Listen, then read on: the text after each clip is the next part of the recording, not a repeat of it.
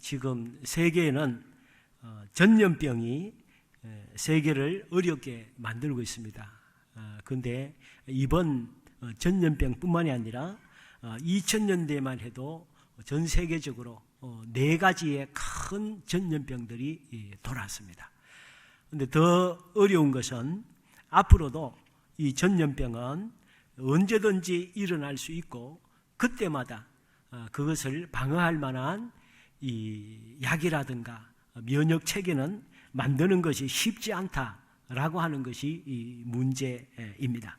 이것은 무엇을 의미하겠습니까? 아무리 과학이 발달하는 이 세상일지라도 이 세상은 완전한 곳이 아닌 것을 알 수가 있습니다. 그리고 이 세상은 완전해질 수도 없는 근본적으로 훼손되었고 부패한 곳이 이 세상입니다. 아담과 하와가 에덴 동산에서 쫓겨나면서부터 인간이 사는 세상은 완전한 평화도 있을 수가 없습니다. 그래서 유엔이 만들어졌지만 세계 전쟁을 유엔이 막지를 못하죠. 그러므로 이 세상은 언제든지 어려움이 있다는 것을 우리가 전제를 하고 살아야 됩니다.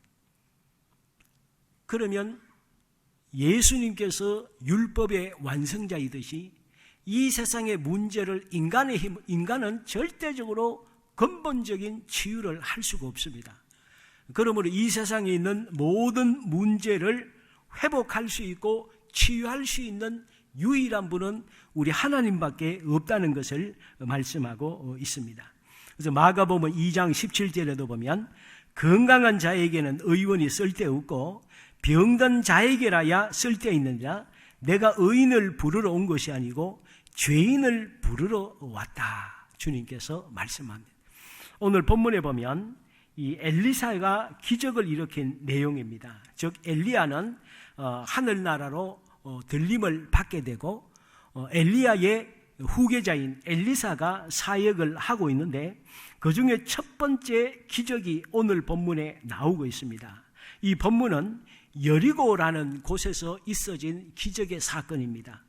18절에 보니까 엘리사가 여리고에 머무는 중에 무리가 그에게 돌아오니 엘리사가 그들에게 이르되 내가 가지 말라고 너희에게 이르지 아니하였느냐 하더라. 19절에 그 성읍 사람들이 엘리사에게 말하되 우리 주인께서 보시는 바와 같이 이 성읍의 위치는 좋으나 물이 나쁨으로 토산이 익지 못하고 떨어지나이다 라고 해서 이 여리고에 열매 맺는 나무들이나 모든 것들이 열매가 안 미치는 거예요. 즉 여리고의 모든 소산물들이 이 열매가 없는 생명이 없는 상태입니다. 즉 나무들의 열매만 없는 것이 아니고 아이들의 웃음소리가 동네에 넘쳐나야 되는데 아이들의 웃음소리도 점점 사라지고 울음소리도 사라지더니 여리고에 새로운 아이들이 태어나지 않는 상황이 되고 말았습니다. 여리고라는 뜻이 무엇입니까? 이 여리고는 향기의 성읍, 장미의 도시, 종려나무의 성이라는 뜻이 여리고입니다. 여리고는 인류 역사상 세계사적으로도 보면 인간이 아주 오랜 고대부터 살은 몇 개 안 되는 도시들 가운데 하나가 여리고입니다. 그 여리고는 굉장히 일찍부터 인간의 문명이 시작된 곳이에요. 그럼 왜 이렇게 사람이 먼저 살았을까요? 그만큼 여리고는 환경이 좋았다는 거예요. 샘이 많아서 물이 흔하고 땅이 비옥해서 농사가 잘 되고 목축업도 잘 되고 모든 면에 있어서 살 수 있는 가장 좋은 환경이 여리고이기 때문에 인류가 일찍 자리를 잡았는데 엘리사 때에 이 여리고 지역에 열매가 없는 거예요. 새 생명이 태어나지 않는 거예요. 그러니까 물도 아주 나빠지고 모든 것이 나빠진 상황이 되었다라고 하는 것입니다. 이럴 때에 이 여리고의 사람들이 한 행동은 무엇입니까? 하나님의 사람 엘리사를 찾아온 거예요. 그래서 우리에게 문제가 생겼으니 이 여리고를 고쳐달라라고 얘기를 합니다.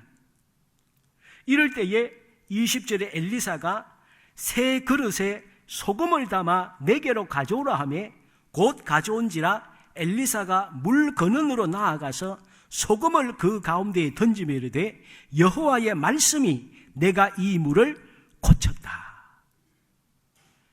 그래서 이때에 여리고가 고침을 받은 다음에 지금 조사를 해보면 여리고에 굉장히 많은 소산물이 넘쳐납니다.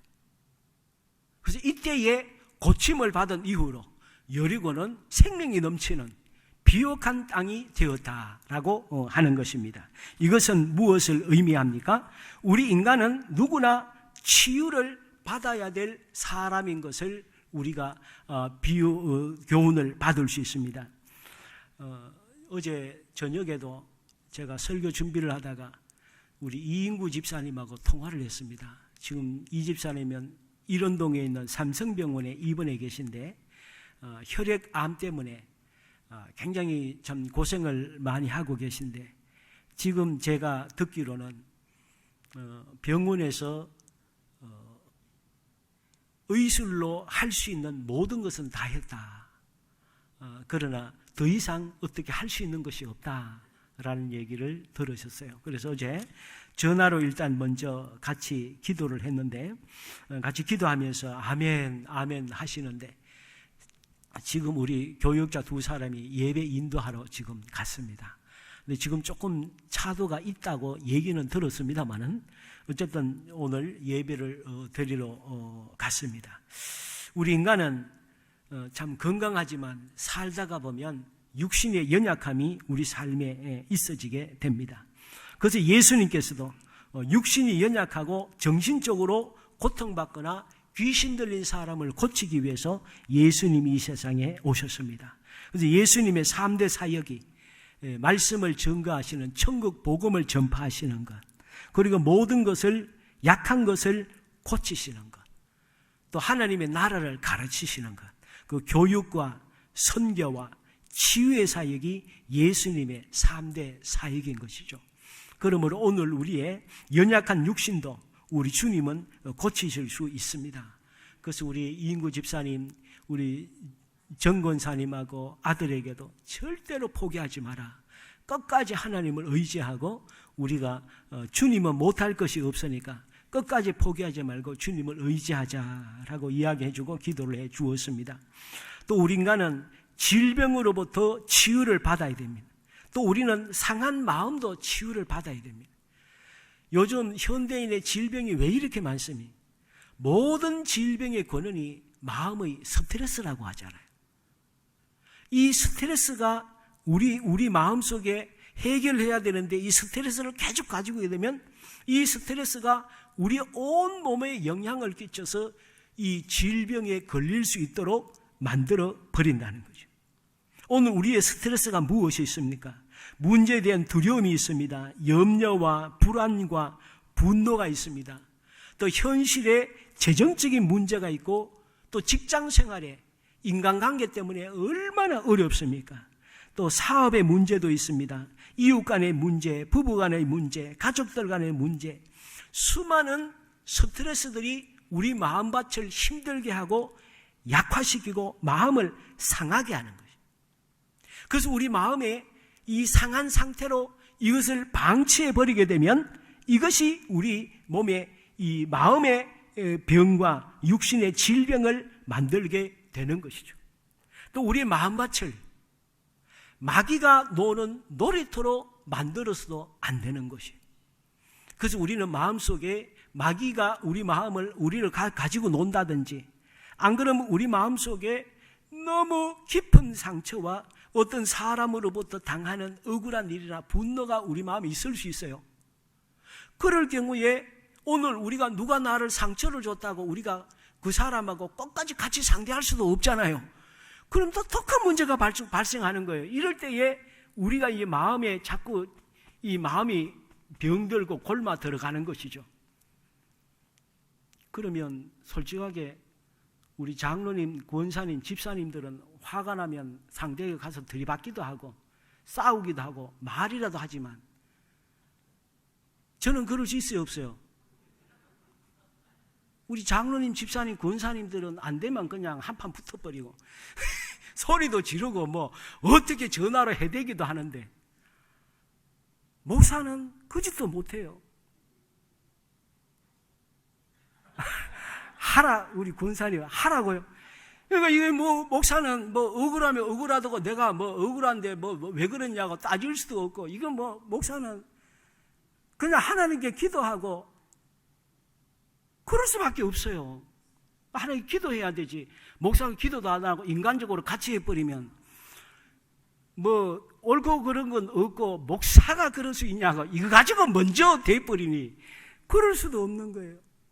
그러니까 저는 어떻게 할까요? 혼자서 그냥 아무도 없는 데서 그냥 주님 앞에 하소연하는 거죠. 아니 그거는 해야 되지. 사람이 살지. 예수님도 얼마나 답답했으면 겟세마네 동산에 가서 얼마나 예수님이 하나님께 뭐 아세요? 해악한다는 거? 얼마나 난리쳤으면 땀방울이 핏방울이들 예수님도 억울하잖아요. 죄도 안 지었는데 죽어야 되니.